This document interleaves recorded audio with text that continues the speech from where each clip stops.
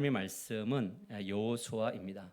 여호수아 24장 15절입니다. 여호수아 24장 15절. 다 찾으셨으면 아멘. 우리 크게 읽읍시다. 우리 자신을 깨웁시다. 같이 읽겠습니다. 시작.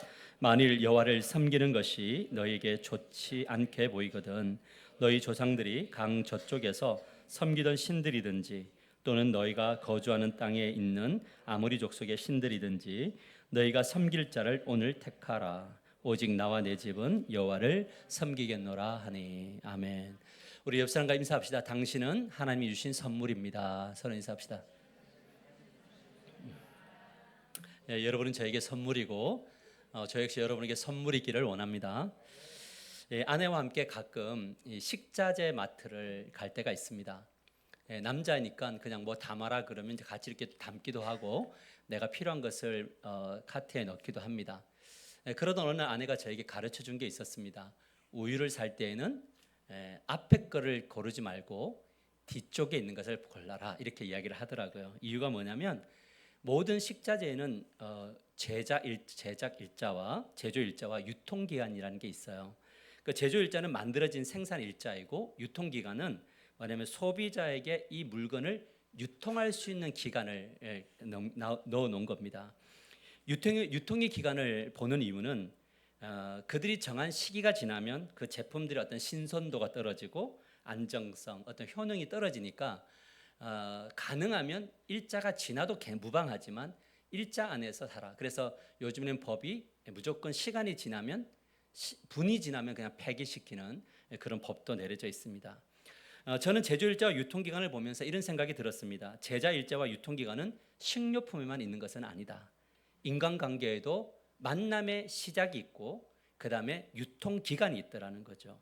부부관계, 부모와 자식관계, 성도와 목사의 관계, 그리고 성도와 성도 관계에도 시작점이 있고 유통기간이 있어요. 처음에 만나면 너무 은혜도 받고 좋고 뭐 서로 이야기하다가 시간이 지나면 내 생각대로 우리의 삶이 움직여지지 않잖아요. 그러면 뭐냐면 관계가 소원해지고 힘들어지고 그런 것들이 쭉 누적이 되다 보면 이제 뭔가 이거는 이제 갈 수 없구나라는 그런 생각이 든다는 겁니다.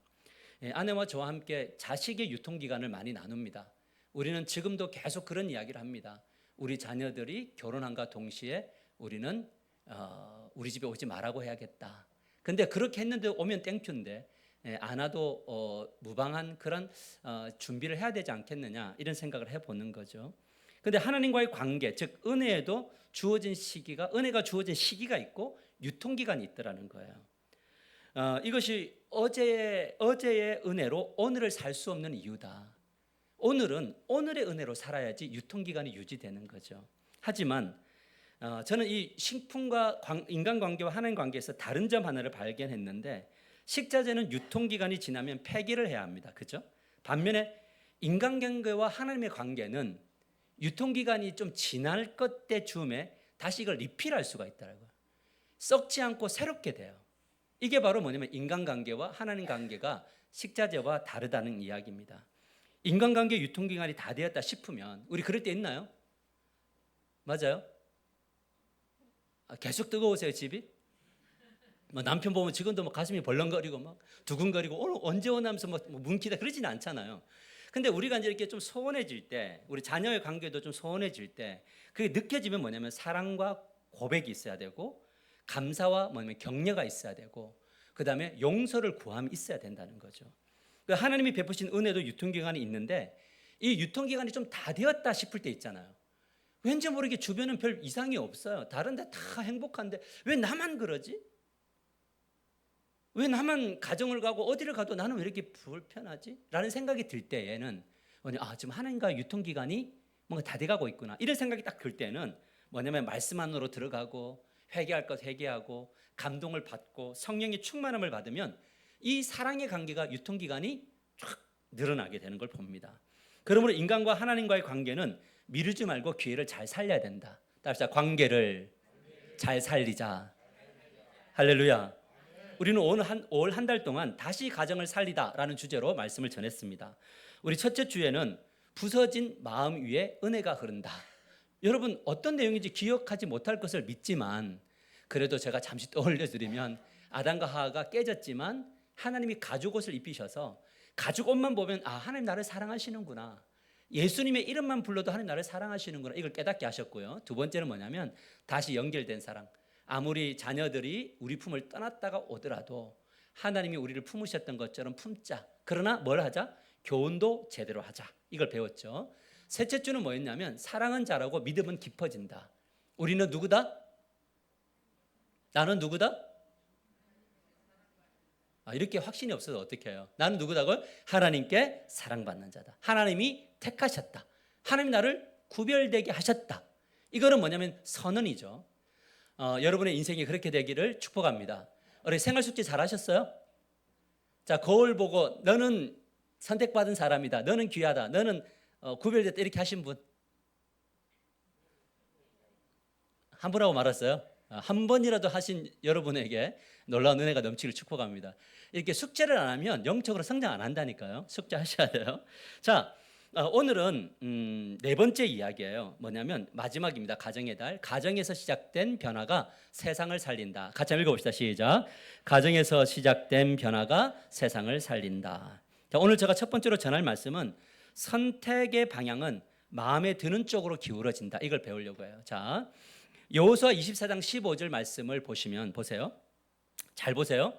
만일 여호와를 섬기는 것이 너희에게 좋지 않게 보이거든, 너희 조상들이 강 저쪽에서 섬기던 신들이든지 또는 너희가 거주하는 땅에 있는 아모리 족속의 신들이든지, 자 넘겨주세요. 신들이든지 너희가 섬길 자를 오늘 택하라. 오직 나와 내 집은 여호와를 섬기겠노라 하니, 이렇게 이야기해요. 자, 이 구절의 키워드가 뭐냐면 선택하라입니다. 여러분, 110세가 되어서 죽음을 앞두고 있는 지도자 여호수아가 200만 명이라고 하는 정말 많은 사람들을 모아놓고 뭐라고 이야기하냐면 오늘 너희들이 선택을 해야 돼 라는 이야기를 해요. 그렇다면 선택은 어떤 방식으로 결정되는가? 여러분, 우리 일주일 동안 많은 걸 선택하셨나요? 근데 선택할 때 어떻게 선택되어지냐면 내가 보기에 좋은 것을 선택하든지 안 좋은 것을 선택하게 되는 거죠. 맞나요? 우리가 물건을 사러 갈 때 좋은 것을 선택하기도 하지만 약간 상해도 가격이 싸면 선택하기도 하나요? 그 선택을 누가 해요? 내가 하는 거죠. 대부분의 사람들은 좀 능력이 있으면 좋은 것을 선택합니다. 좋지 않은 것은 선택하지 않죠. 우리는 그렇게 지금까지 살아왔죠. 여러분, 강압을 받았나요? 그동안에 누군가가 내 선택할 때? 아니, 받았죠. 교회 오면 목사가 자꾸 강압하나요? 이렇게 살아야 돼요. 오늘부터 저는 강압할 거예요. 강압할 겁니다. 그런데 뭐냐면 선택은 자유의지로 하나요? 제가 여러분 말한다고 해서 듣나요? 안 들으실 거잖아요. 그 선택은 누가 했느냐? 내가 하는 거예요, 여러분. 제가 말씀 전할 때 불편해도 선택은 여러분이 하는 겁니다. 그런데 선택은 그러면 누구 몫이 되냐? 오롯이 나의 몫인 거죠. 그러면 인생이 꼬이면 그거를 어떻게 풀어가야 되냐면 나로부터 풀어가야지 그게 풀리는 거지, 다른 것으로부터 풀어가려고 하면 이거는 꼬입니다. 그러나 모든 선택에는 중립이 있나요? 맞죠? 자, 이제 우리 대선을 하나요? 이제 며칠이 지나면 투표하실 거죠. 여러분 결정하셨죠? 그래서 나는 이렇게 할 거야, 저렇게 할 거야 하잖아요. 그런데 내가 생각할 때 이것도 아니고 저것도 아니에요, 나는. 그럼 어떻게 해야 돼요? 나는 중립. 포기할 수 있나요? 예, 중립이라는 게 존재해요. 그런 의미에서 우리의 인생은 항상 중립지대가 존재한다는 거죠. 하지만 중립할 수 없는 영역이 있어요. 그것이 바로 뭐냐면 신을 선택하는 것은 중립이 없습니다. 여호수아는 신을 선택하는 문제에 있어서 중립은 없다라고 선언합니다. 강 저편에 애굽 땅에서 섬기던 신을 섬기든지 아니면 지금 살아가고 있는 이 가나안 땅의 아모리 족속이 섬기던 신을 섬기든지 아니면 너희들이 하나님이라고 부르는 그분을 섬기든지 그 둘 중에 하나를 선택해야지 이것도 저것도 선택해서는 안 된다라고 이야기하는 거죠. 그런데 사람들은 이 신을 선택할 때도 중립을 선택한단 말이에요. 여러분, 여호수아가 광야에서 본 게 뭐냐면 혼합주의는 뭐냐면 불신앙이다라는 거예요. 그래서 성경을 보면 하나님이 나무와 나무를 접목해갖고 혼합시키지 마 이렇게 이야기해요. 하나님은 혼합시키는 걸 되게 싫어하세요. 광야에서 여호수아가 본 게 뭐냐면 틈만 나면 이스라엘 백성들이 누구를 버려요? 누구를 버려요? 하나님을 버려요. 그리고 누구를 선택하냐면 가나안 땅과 자기가 사는 땅에 다른 신을 선택한단 말이에요. 이게 바로 대표적인 사건이 민수기 32장이 나오는데 모세가 산으로 올라가서 오랫동안 내려오지 않자 이스라엘 백성들이 금을 모아가지고 금송아지를 만들어요. 근데 이 금송아지는 어디서 본 걸까요? 어려운 질문인가요? 이 금송아지는 애굽 땅에서 본 거예요. 근데 이 사람들이 애굽에서 이 그 강력한 강대국이 금송아지를 만들어서 모두가 막 섬기고 축제를 벌이고 막 잔치를 벌이고 거기에서 막 섹스 파티도 하고 온갖 난리를 버거리 칠 때 그들이 볼 때 되게 좋아 보였어요. 그런데 뭐가 싫었느냐면 고통당하는 게 너무 싫었어요. 그러니까 뭘 했느냐면 이 금송아지도 좋지만 이것으로부터 나를 좀 해방시켜 주세요 하고 외쳤던 것이 바로 뭐냐면 그것을 하나님이 들으셨단 말이에요. 자, 그래가지고 광야에 왔는데 와보니까 내가 믿었던 하나님은 별로예요. 우리를 어디로 했냐면 광야로 인도하시는 거예요.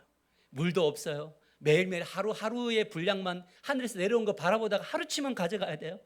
그러니까 짜증이 나고 있는데 모세가 안 내려오니 그때 이스라엘 백성들이 무엇을 하느냐 이렇게 말해요.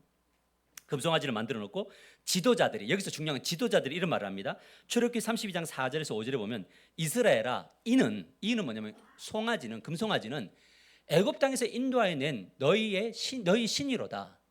아론이 보고, 자, 아론이 누굽니까? 종교 지도자잖아요. 오늘날 말하는 목사예요. 목사가 보고 그 앞에 제단을 쌓고 이에 아론이 공파에 이르되 내일은 여호와의 절기이니라 하니 이렇게 이야기해요. 지금 뭐가 됐냐면 신은 누구냐면 금송아지죠. 근데 그 금송아지를 뭐라고 이야기하면 하나님이다라고 이야기해요. 그러면서 이것을 여호와의 절기다, 예배라고 붙여요. 그런데 더 가관은 출애굽기 32장 6절에 어떻게 나오냐면 이튿날에 그들이 일찍이 일어나 번제를 드리며 화목제를 드리고, 자, 예배 속에 뭐가 있어요? 원래 하나님이 명령한 예배의 형식은 다 가지고 있어요. 맞죠?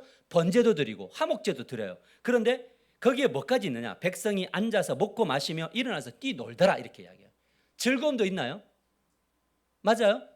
근데 여기에 누가 어떤 자리에, 하나님의 자리에 금송아지가 가고 하나님이라고 이야기하며 예배의 모든 형식은 다 갖췄잖아요. 여러분, 이 혼합주의로 인해서 몇 명이 죽었느냐? 하나님이 너무 화가 나서 3,000명의 생명을 거둬가 버리세요. 하나님은 혼합주의를 너무 싫어하세요. 혼합주의 신앙은 결국 망해요. 따라서 혼합주의 신앙은 결국에 망합니다. 여러분, 무엇을 보여준 대목이냐? 혼합주의는 우상숭배라는 거예요. 주일에는 하나님을 예배하며 하나님은 우리 인생의 주인이다라고 말을 해요. 근데 주중에도 주인이셔야 돼요. 자, 저를 보세요. 하나님은 주일에도 주님이시지만 주중에도 주님이셔야 돼요.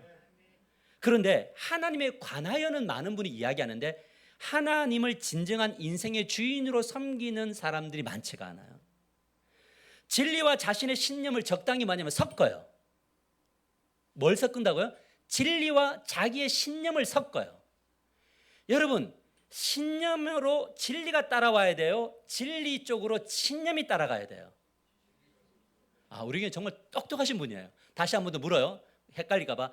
나의 신념으로 진리가 맞춰져야 됩니까? 아니면 진리적으로 나의 신념이 맞춰져야 되는 겁니까?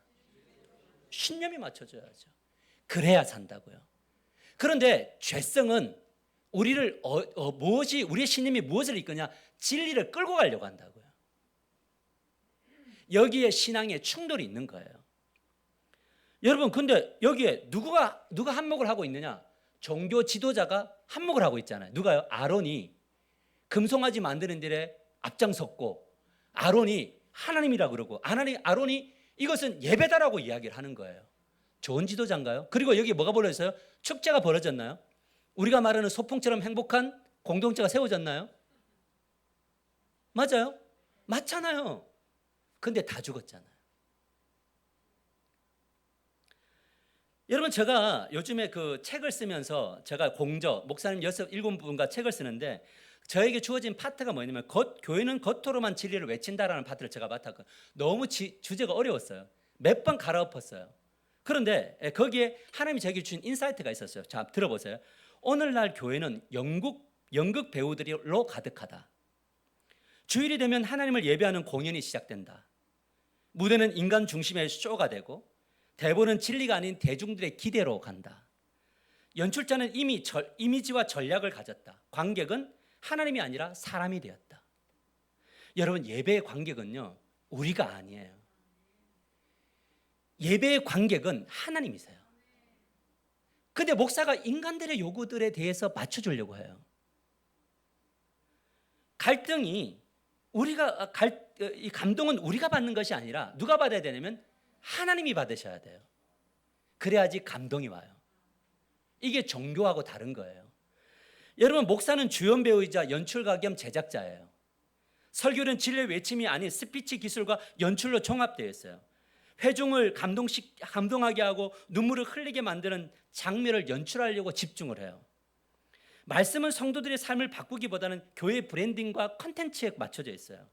오늘 은혜를 받았다는 말을 많이 들으면 혼자 즐거워해요. 나는 오늘 제작을 잘한 거죠. 주일날 많은 사람들이 목사에게 와서 목사님 은혜 받았어요 라는 이야기를 들으면서 나는 예배 오늘 굉장히 성공했구나. 장로는 조연출 혹은 무대 감독이다. 예배 순서를 지키고 교회 질서를 통제하는 데 집중한다. 하지만 무대 밖에서는 권력과 정치의 조율자 역할을 한다. 그래서 오늘날 교회를 보면요, 당회가 장로님들이 많을수록 민주주의를 만들어버려요. 목사님 다수결입니다. 여러분, 교회는 다수결이 아니에요. 다수결 안에 진리와 다른 다수결은 그것은 반역이라고, 하나님 앞에서요. 여러분, 그래서 그들에게 교회는 섬김의 공동체가 아니라 지위를 보장하는 조직의 가능성이 됐다. 여러분, 이 명함이 왜 필요합니까? 할 때 물어보면 제가 그래도 교회를 다닌 지 20, 30년이 됐는데 아직까지 서리 집사로 있으면 안 되어서 안수 집사라도 해야 되고 장로라도 해야 되는 거 아닙니까로 간단 말이에요. 여러분, 찬양대와 성가대는 감정 유도의 연기자가 되었습니다. 찬양은 하나님을 향한 고백이 아니라 감정 자극의 도구가 되었고요. 화려한 조명, 감미로운 선율, 격렬한 손짓과 무릎을 꿇음은 종종 내면의 경건이 아닌 외적인 퍼포먼스가 될 때가 있다라는 거예요. 제가 앞에 손을 들 때에 손을 들려고 하다가 자신이 없을 때가 있어요. 하나님, 저의 지금 마음이 진짜 하나님을 높여드릴 수가 없는데요, 내가 앞에 앉아서 목사니까 손을 들려고 하고 있어요. 손들은 나의 이 가증함을 본단 말이에요. 근데 손을 들면서 하나님 앞에 들기 전에 무슨 기도를 하느냐, 하나님, 내가 지금 손을 드는 것은 완벽하지 않지만 내가 하나님 그래도 이 불완전함 속에서 하나님을 예배하기를 원합니다 라고 하는 그 외침이 내면 안에 있어야 된다는 거죠. 성도는 관객이자 연기자다. 교회 안에서 경건한 표정과 언어, 헌신의 모양을 연기한다. 그리고 손을 들어 뭐한다? 아멘한다. 근데 아멘은 여기서도 선포돼야 되지만 그 아멘이 월요일부터 금요일까지 이어져야 된다는 거잖아요. 그러나 이들 모두는 교회 밖에서는 삶으로 진리를 살아내지 않는다. 신앙은 일요일에만 쓰는 가면이 되었고 예배는 자신을 속이는 연극 리허설이 되었다. 모든 성도가 충실한 배역을 감당하며 서로 뭘 받는다? 위로를 받는다. 그래서 이런 이야기예요. 주일에는 주인공, 평일에는 방관자로 산다라는 거예요. 그렇게 만족을 선사할 무대와 공연장을 찾아 움직인다. 그래서 우리가 그랬잖아요. 오늘 목사님 말씀 진짜 잘 쪼개신대요. 은혜 받았나요? 너무 잘 쪼개시니까. 근데 그 은혜라는 것이 지난번에 이야기했지만 여러분하고 공감되면 은혜가 되고 여러분하고 공감이 안 되면 은혜가 안 되죠. 잘 한번 생각해 보세요. 오늘 내가 은혜 받은 것은 내 생각을 변호해 주면 목사가, 그럼 은혜가 돼요. 근데 내 생각하고 다르면 은혜가 안 되잖아요. 그러니까 우리는 뭐냐? 이 하나님의 메시지에 정직하지 않다는 거죠. 사람들은 감동을 원해요. 울고 싶고 떨고 싶고 전율을 느끼고 싶고. 여러분, 예배 시간에 울고 싶으세요? 저는요, 어제 우리 조영민 목사님 강의를 보면서 살짝 열등감과 또 한편으로 뭐가 되냐면 부러움. 우리가 2년 전에 강사로 모셔서 했는데 2년 전에도 눈물 흘린 눈물이 3년째 되는 그 시간에도 눈물이 있단 말이에요. 그 설교를 전하다가 모세의 이야기를 전하다가 눈물을 흘리는 그 목사님의 그 눈물. 그러니까 돌아보니까 뒤에서도 콧물 눈물 흘리고 있는 분이 있어요. 남자 한 분이 60세가 넘었는데 막 울면서 하면서 읽더라고요. 감동이 되는 예배. 근데 위로를 받은 게 뭐냐면 손병세 목사님 보니까 눈물이 없죠. 여러분 무엇을 이야기하려고 하면 예배는 예술 공연이 되었고 은혜는 감동과 착각이 되었단 말이에요. 그러나 감동은 누군가의 삶을 바꾸지도 고통받는 이와 연대하지도 않아요. 감정은 넘쳤지만 뭐가 없냐면 책임이 없다는 거예요. 하지만 이것을 알아야 됩니다. 조작된 감동은 소비되는 신앙이 된다. 따라서 조작된 감동은 소비되는 신앙이 된다. 오늘 예배는 거룩한 연기하는 공연이 되어서는 안 된다는 겁니다. 모든 장면이 너무나 아름다워서 오늘 우리 예배, 제가 이때까지 드렸던 예배 중에 가장 역동적인 예배를 우리는 드렸다고 봐요. 오늘 저는 그랬어요. 그런 느낌을 받았어요. 그런데 중요한 게 뭔지 아세요? 하나님이 박수 치셨는가라는 거예요. 나는 치셨다고 믿어요. 여러분 쫄지 마세요. 치셨어요, 하나님이. 우리 교회 이 찬양을 하나님이 보시고 박수 치셨어요. 그런데 중요한 것이 이거예요. 하나님, 관객이신 하나님께 감동을 드리는 예배자였느냐는 거예요. 하나님이 하늘 우편에서 이 자리에 계시다가 하목사의 예배를 보면서 야, 하목사 너의 예배 너무 예뻐, 너무 좋아, 너의 예배 너무 예뻐, 너무 좋아, 그러면서 박수를 쳐주셨느냐, 이것이 중요하다는 거죠. 사람들이 나에게 어떻게 했느냐, 나의 설교를 통해서 성도들이 어떻게 반응했느냐, 이게 뭐 중요해요. 여러분, 제가 목사인데 오늘부터 선언합니다. 우리 교회 주일은, 예배는 딱 주일 한 번만 드릴 겁니다. 할렐루야. 아니 우리 좀 대부분 주일 한 번 나오시는데 한 10명을 제외하고는 다 한 번 나오시잖아요. 그런데 목사는요, 매 새벽기도 새벽에 준비해야 되고, 수요예배 준비해야 되고, 철예배 준비해, 제자훈련 준비해야 되고, 몇 명을 위해서? 아니에요. 다를 위해서 해요. 그러면 우리 목사가 여러분에게, 여러분 오늘 우리는 주일만 예배 드립니다, 그러면 할렐루야인가요? 다 죽어요. 왜냐하면 주님이 말씀하셨어요. 말세가 될수록 모이기를 피하는 습관을 따르지 말아라 했거든요. 여러분 갈등의 순간에 오늘 하나님의 진리를 선택해야 돼요. 목회를 하다 보면 갈등의 순간이 되게 많이 와요. 왜냐하면 저는 사실 좀 여려요. 안 그래 보이죠? 근데 되게 여린 사람이에요. 그래서 오늘 그런 생각을 해요. 아, 목사, 나쁜 놈이 해야 되는데 목사는 누가 뭐라 해도 그냥 말외야는, 물론 뭐 제이 목사 같이 되면 안 되겠지만, 그런데 뭐가 있냐면 흔들림이 뭐냐면 진리와 현실 사이에서 흔들린다. 저는요, 진리와 현실에 서 있는 중간 역할을 하는 부르심이잖아요. 그럼 저는 하나님의 마음도 받아야 되고 성도들의 상황도 받아야 되니까 갈등이 엄청나요. 저도 여러분과 함께 좋은 소리, 여러분들이 원하는 거 다 해드리고 싶어요. 근데 알아요. 저는 그렇게 할 수 없는 사람인 거를. 하지만 해답이 있어요. 해답이. 갈등의 순간이 올 때 오는 해답이 있어요. 그 해답이 뭐냐? 그것은 말씀이다라는 거예요.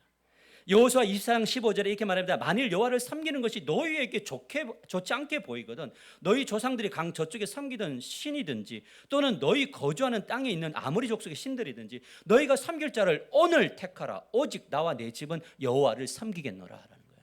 이 다수를 위한 삶을 내가 살 거냐, 아니면 오늘 내가 하나님을 위한 삶을 살 거냐는 결단은 누가 해야 되나? 내가 해야 되는 거잖아요. 그러니까 저도 매번 결단하며 살아가요. 여러분, 저는요, 여러분이 볼 때는 막 선언하는 사람이니까 때로는 들려오는 이야기도 있고 요구되는 이야기가 있으니까 막 프레스하는 것처럼 보일 수 있어요. 그런데 여러분, 저는요, 주님 앞에 어떤 생각을 가지냐면 기도할 때 그 기도를 해요. 하나님, 저 집사님 생각하면 저보다 나아요. 제가 그 기도해요. 우리 교회 성도님들 저보다 나아요. 제가 만일 저희 집이 대부도면 여기까지 올까? 여러분 어때요? 여러분 제가 대부도로 교회 옮기면 여러분 어떻게 할 거예요? 가요, 안 와요? 할렐루야. 그러니까 뭐냐면 너무 귀해요, 여러분들이요. 일주일의 삶 속에서 얼마나 힘들까, 얼마나 알아요, 제가. 그거를 알면 약해져요. 그런데 다 응대를 못해요. 그런데 저는 하나님 앞에서 하나님을 전하는 입이고 나팔수니까 하나님의 마음을 저는 전할 수밖에 없어요. 여호수아는 뭐냐면 성도들이 무엇을 선택할지 고민해요. 그리고 너희들 몫이라고 던져요. 근데 여기에 방관이 아니에요. 어쩔 수 없음이에요. 왜냐하면 성경을 자세히 보면 뭐냐면 결국 선택은 여러분들이 할 건데, 근데 여기 안에 뭐냐면 하나님의 마음이 간절하게 담겨 있죠. 여호수아는 선포해요. 자신과 가족들은 오늘 여호와를 선택할 건데 너희들은 오늘 무엇을 선택할래? 라는 걸 이야기하잖아요. 그래서 여호수아는 출애굽한 이후로 매일매일을 선택을 했어요. 누구의 관점, 누가 원하는 대로, 하나님이 원하는 대로 선택을 했어요. 그리고 모세의 부하가 됐대요. 성경이 부하라고 되어 있는데 우리 성경은 시종, 행정관이 되었는데 그날 이후에도요, 매일매일을 하나님이 원하시는 삶을 택해요. 모세하고 산을 올라가면 모세 밑에서 모세를 기다리며 하나님을 예배하고, 성막에서 하나님의 임재를 사모하며 떠나지 않으려고 매일 선택하고요.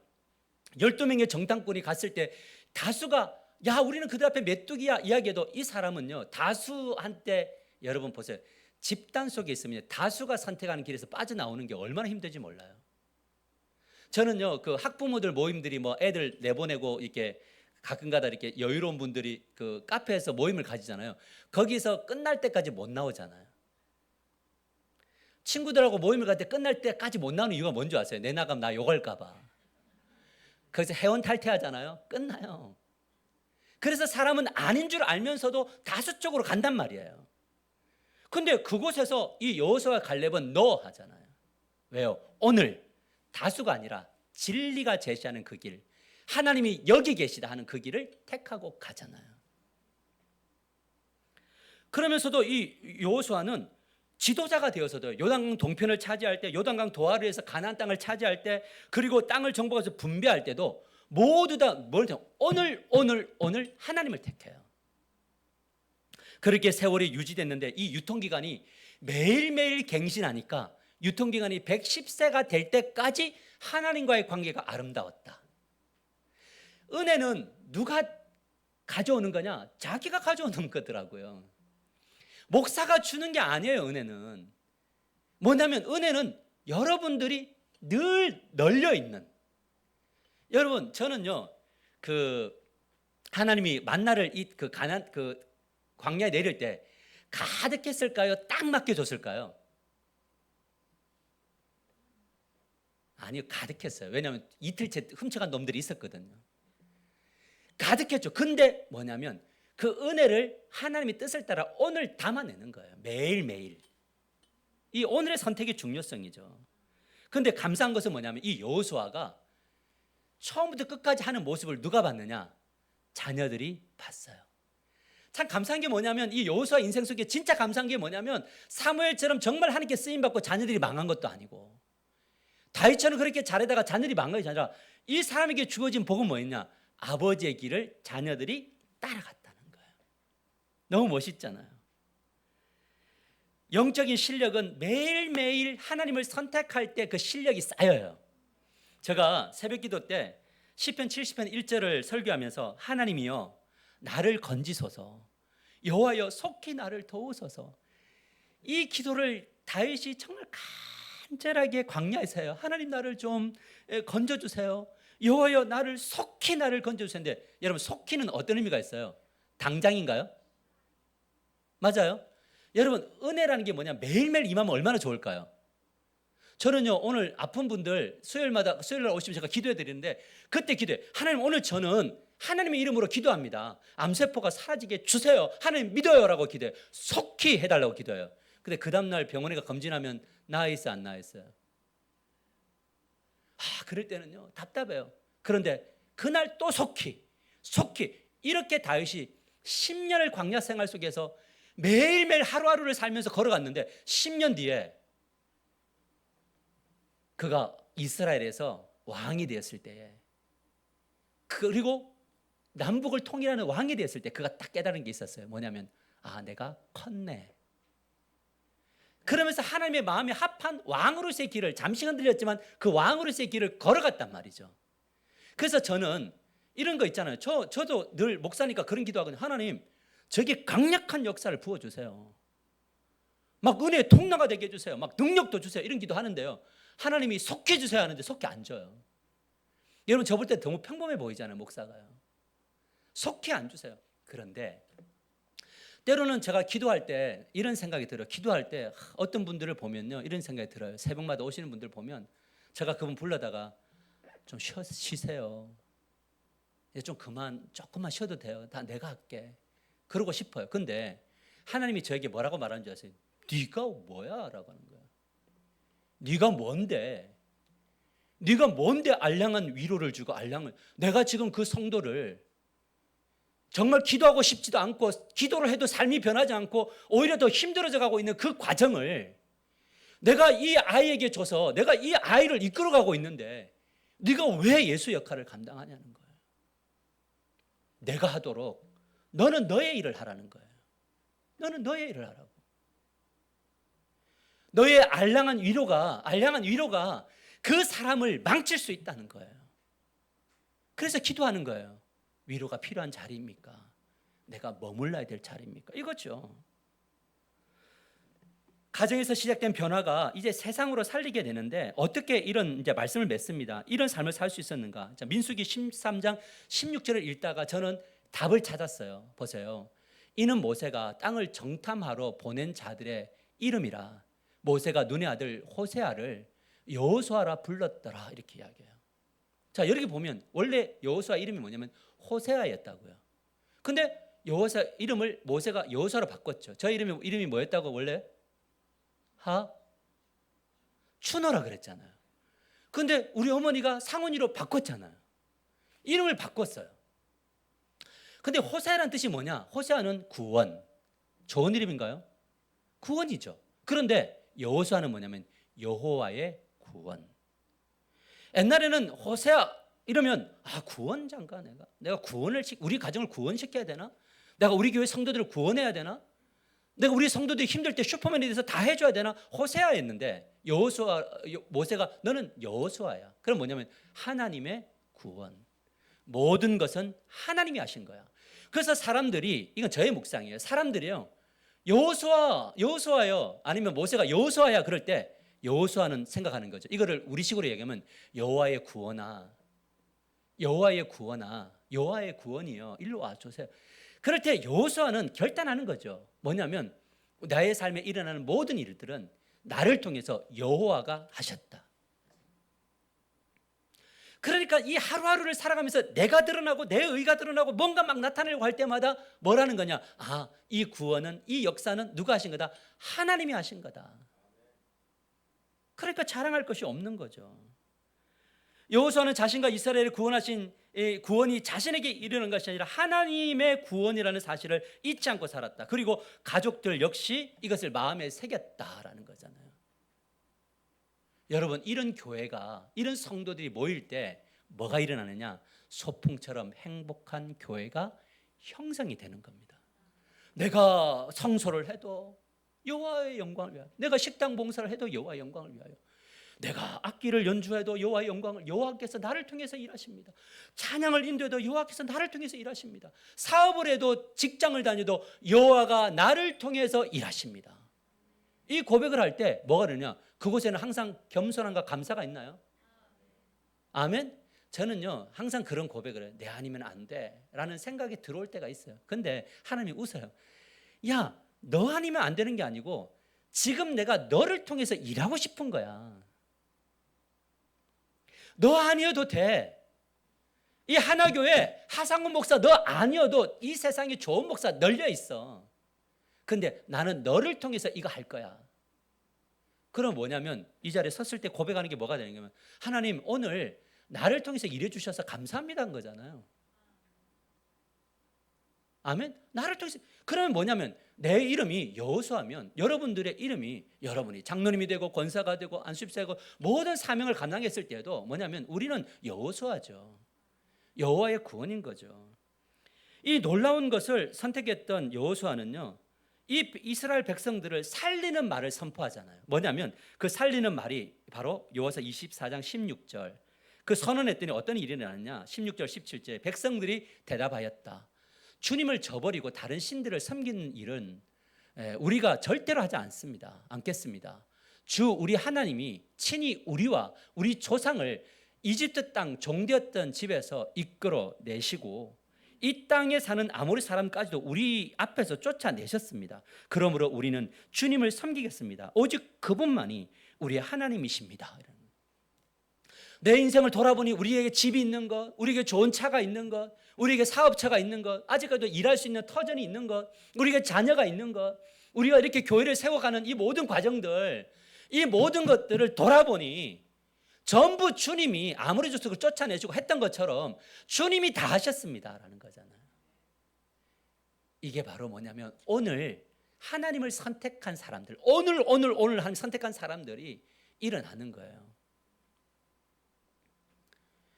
여러분, 이 교회가 커져서 나중에 이렇게 노인들만 나오는 데를 보면 어떤 분들만 남는 줄 아세요? 건축원금 많이 한 사람들만 남아요.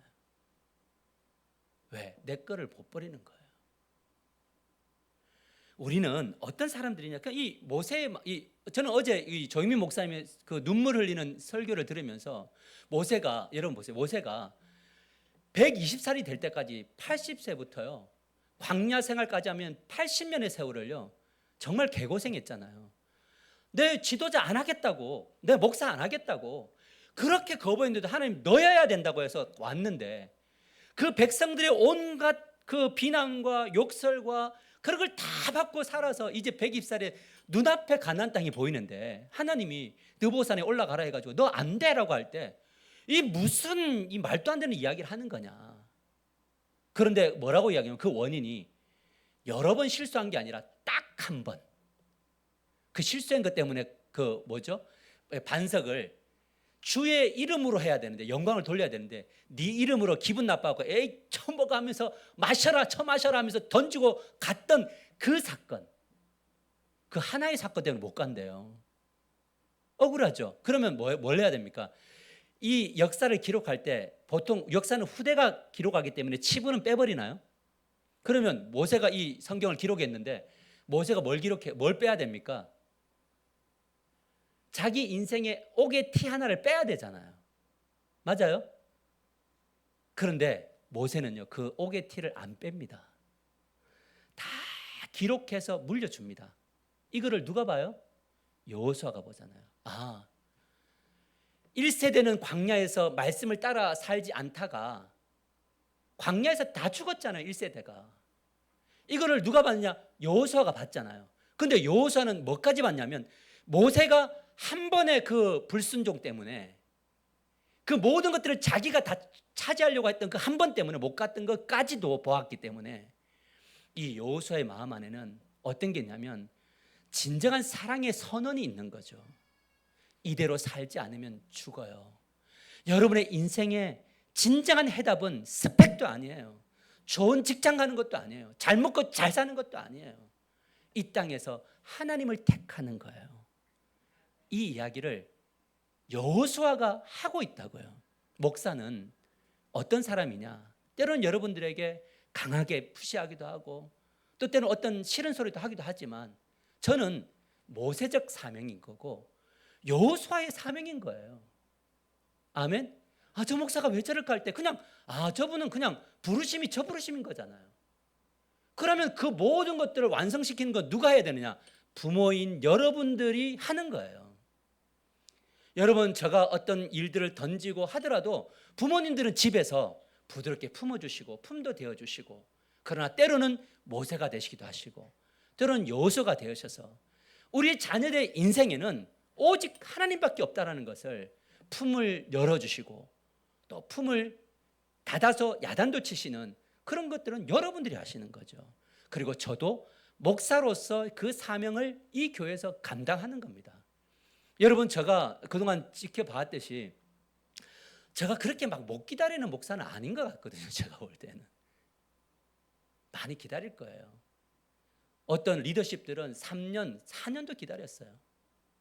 그 위치 그대로 잡아두고요. 목원들이 막 무너져도 저는 기다려요. 그런데 뭘 하면서 기다리느냐? 모세적 마인드와 여호수아의 이야기를 하면서 기다린다고요. 그렇지 않으면 교회는 죽으니까요.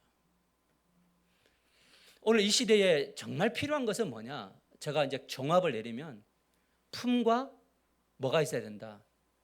채찍이 함께 공존해야지만이 산다라는 거예요. 제가 마지막으로 말씀드리고자 원하는 것은 뭐냐면 우리가 믿음의 본이 되는 공동체가 되어야 되는데 어제 우리 그 손병세 목사님 교회를 보니까 거기도 우리처럼 상가거든요. 근데 그 교회는 빚이 9억이에요. 그 교회는 성도가 150명인데 주일학교가 150명이에요.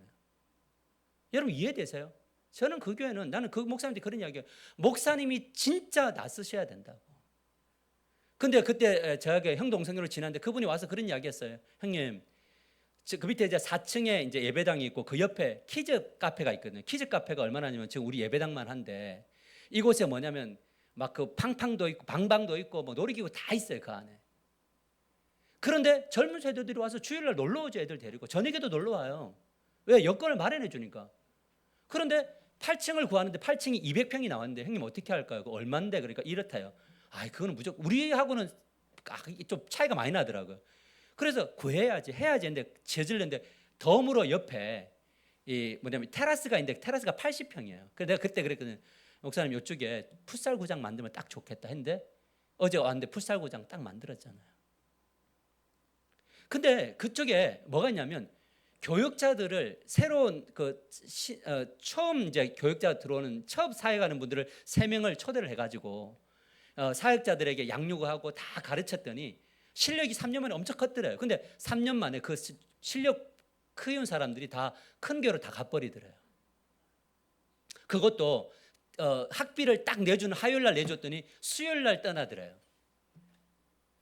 너무 상처가 되더래요. 그리고 교회도 멘붕이고 사역자들도 교사들도 멘붕이었는데 그때 안수 집사님 회의를 열어서 그게 장로님이 없으니까 열어서 우리 어떻게 할까 했더니 성도들 그런 이야기 했대요. 이제 우리는 사역자를 모시지 말고 우리가 교회를 세웠으면 좋겠습니다 라는 이야기를 하면서 이제 교육자들이 있어요. 지금도 많아요. 있는데 뭐냐면 디렉트들만 있고 모든 설교는 엄마 아빠들이 다 합니다.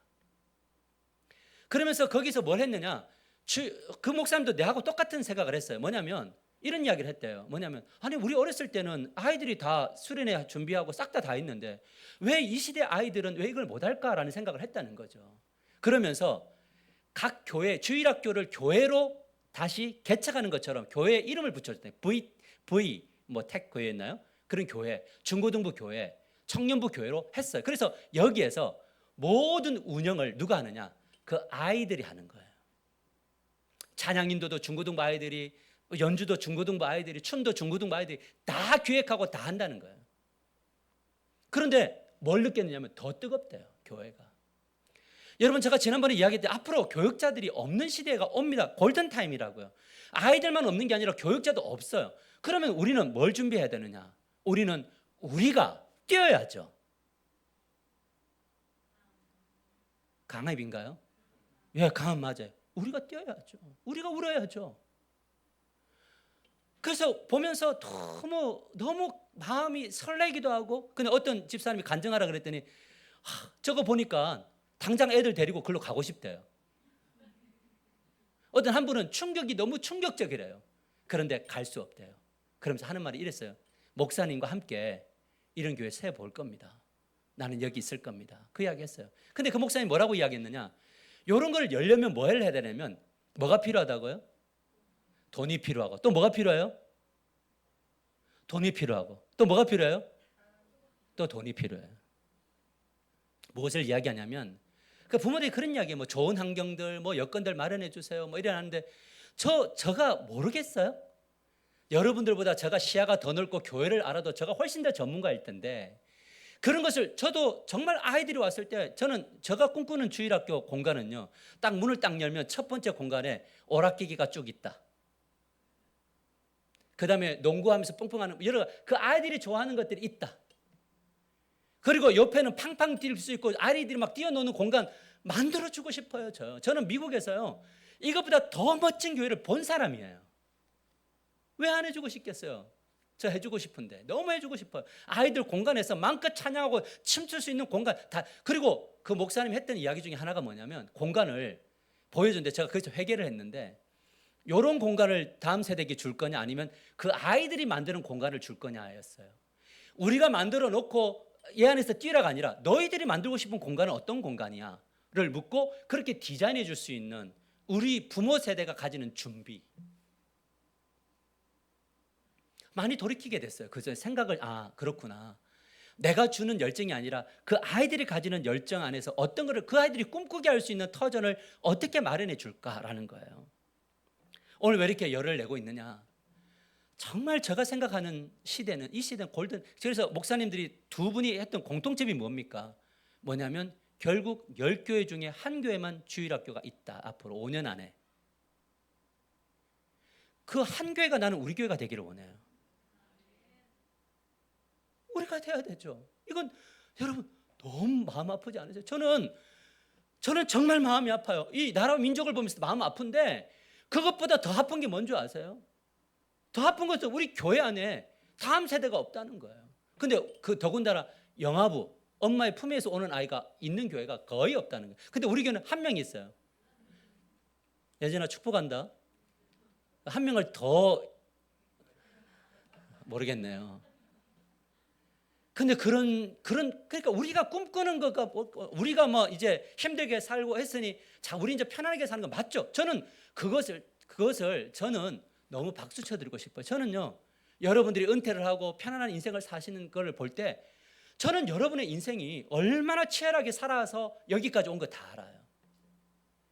근데 그 안에서 우리가 함께 마음을 모으고 우리가 함께 바라봐야 될 그 곳은요 뭐냐면 부모의 섬김과 희생이 없이는 다음 세대는 절대 형성될 수가 없다라는 거예요. 그래서 저와 여러분이 우리가 이 세 가지 생활 숙제를 읽고 마치기를 원합니다. 우리 같이 읽어봅시다. 시작. 선언하기. 매일 아침 나와 내 집은 여호와를 섬기겠습니다를 소리내어 3번 선포한다. 여러분 좀 해보세요. 진짜 은혜가 넘칠 줄 믿습니다. 이거는 진짜 진리예요. 그 다음에 두 번째 점검하기 시작.